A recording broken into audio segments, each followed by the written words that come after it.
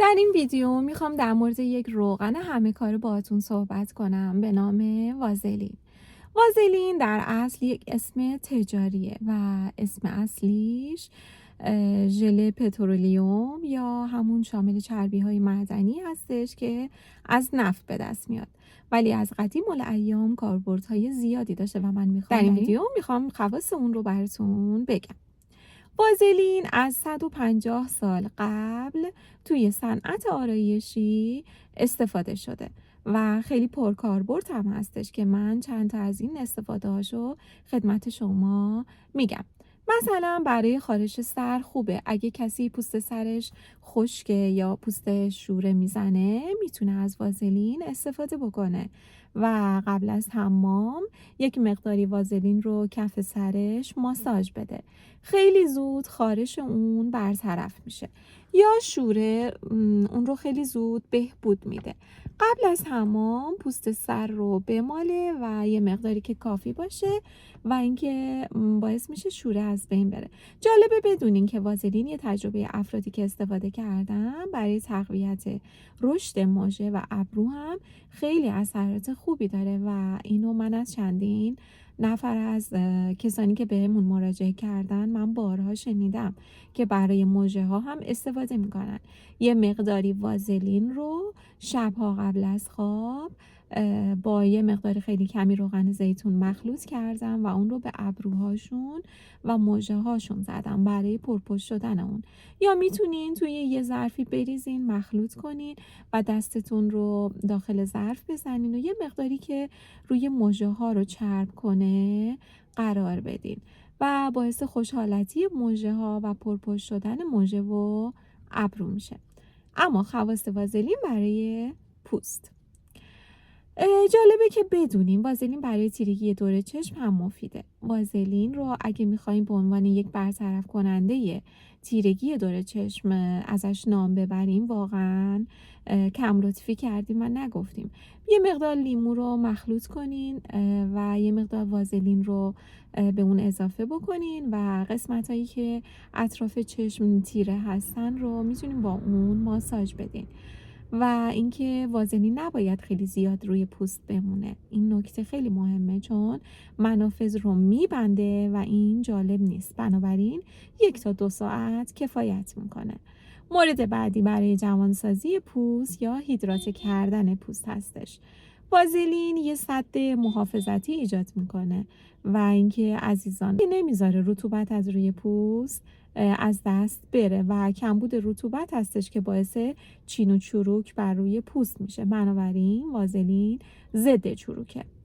وقتی که بادهای تند میاد و باعث میشه که پوست خشک بشه، از وازلین میتونین استفاده کنین و به این صورت که یه مقداری رو اگه قبلش که میخواین به پوست بزنین یه مقدار آب نارنگی یا آب پرتقال رو صاف بکنین یا اینکه با لیمو ترش اون رو هم بزنین روی پوستتون، قشنگ ماساژ بدین و بعدش روش وازلین بزنین. اگه این کار بکنین فوق العاده عالیه و حالت آبرسانی به پوست میده و اجازه نمیده که پوست خشک بشه. یعنی یه حالتی رو ایجاد میکنه که مانع خشکی پوست و چین و چروک بر روی پوست میشه. استفاده بعدی وازلین برای خشکی بینی هستش. کسانی که دچار خشکی بینی میشن توی فصل پاییز یا زمستون میتونن یه مقدار وازلین رو داخل بینی، یعنی ابتدای حفره بینی، بمالونن و از شر خشکی بینی نجات پیدا کنن. بعضی ها هم گفتن که وازلین مشکل داره و بیماریزا هستش و از اینجور حرفا. نه عزیزان، وازلین یه ماده معدنی طبیعیه که از نفت به دست میاد و این به تجربه چیزهایی که گفتم بهشون رسیدن و اینکه روی پوستتون اثرات خوبی رو داره خودتون متوجه شدین و دیدین پدر بزرگ‌ها، مادر بزرگ‌ها از اون خیلی استفاده می‌کردن و دیدین که چقدر براشون مفید بوده. و اینکه فقط حواستون باشه بدون اسانسش رو استفاده بکنین و اینکه از داروخونه وقتی میخواین سفارش بدین حتما وازلینی باشه که اسانس نداشته باشه چون تولید آلرژی میکنه. و برای لب‌های ترک خورده هم همینطور خیلی خوبه. اگه لب‌هاتون خشکه میزنه، ترک میخوره، میتونین با وازلین اون رو چرب بکنین و حتی میتونین یه مقداری با رنگ‌های طبیعی اون رو مخلوط بکنین. مثلا رنگ میوه‌جاتی که مثلا رنگ قرمز دارن مثل لبو، وازلین رو میتونین با اون رنگ‌ها ترکیب بکنین، برای لب‌هاتون بزنین و به قولی یه رژ لب طبیعی و بدون سرب رو توی خونه درست کنین.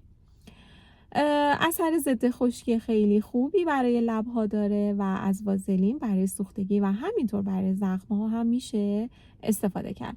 در واقع لایه ترمیمی روی زخم ایجاد میکنه و یک لایه نفوذناپذیر که محافظت کننده هستش و اجازه نمیده باکتری ها و میکروب ها وارد پوست بشن و وارد زخم بشن و تولید عفونت بکنن. همینطور برای ترک پا میتونه واقعا عالی باشه. میتونین اون رو به کف پاتون بزنین و یک پلاستیک روش بکشین و جوراب رو بپوشین و بذارین بمونه یه چند ساعتی. پاتون واقعا بعد از اینکه جوراب رو در میارین واقعا نرم شده و ورود باکتری ها و قارچ ها به داخل پوست از ورودش ممانعت میکنه. بنابراین کمک کننده هستش و به بهبود ترک پاشنه پا که یکی از کاربردهای وازلین هستش واقعا کمک میکنه. همینطور برای جلوگیری از عرقسوز شدن زیر بغل در فصل گرما و یا عرقسوز شدن بچه ها میتونین از وازلین استفاده بکنین.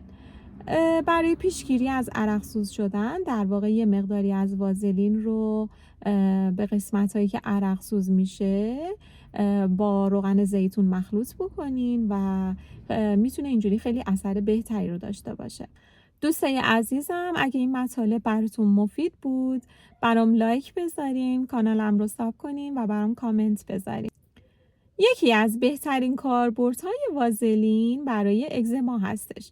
کسایی که اگزما دارن ضمن اینکه حالا یه سری توصیه ها رو باید انجام بدن و صرف اینکه یه منشأ درونی داره، وقتی که سوء مزاج پیدا میشه، وقتی که کبد عملکردش دچار اختلال میشه، اون خلطی که ایجاد میشه در بدن، خلط سودا، افزایش پیدا میکنه و اون خلطی که ایجاد میشه در بدن، خلط سودا افزایش پیدا میکنه و در اصطلاح طب سنتی در واقع بیماری اگزما شکل میگیره.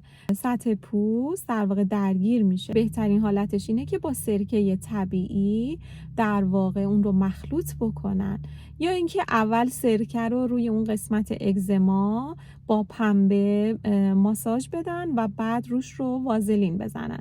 هم خاصیت ضد التهابی داره و همین که خاصیت ترمیم کنندگی. و در ضمن در مورد وازلین انجمن ملی اگزما هم تایید کرده که کمک کننده هست و بدون ناراحتی و بدون ترس میتونین از اون استفاده بکنین.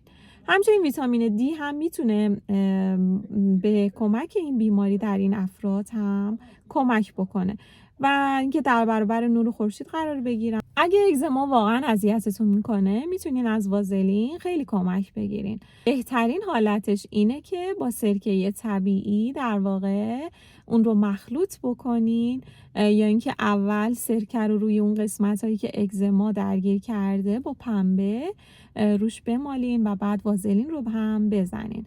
هم خاصیت ضد التهابی داره و هم خاصیت ترمیم کنندگی خیلی خوبی داره. در واقع این موضوع در مورد وازلین انجمن ملی اگزما در جهان همون رو تایید کرده که میتونه کمک کننده باشه. بنابراین بدون اینکه ترسی داشته باشین میتونین از اون استفاده کنین. دوستای عزیزم، اگه تا الان مطالبی که براتون به اشتراک گذاشتم تونسته مفید باشه براتون، ازتون خواهش میکنم که کانالم رو لایک کنین، سابسکرایب کنین و اون رو با دوستاتون به اشتراک بذارین. این کار به نشر علم و آگاهی در جهان کمک میکنه و باعث میشه که من با قدرت بیشتر و بهتری مطالب آموزنده تری رو براتون به اشتراک بذارم. مرسی ازتون.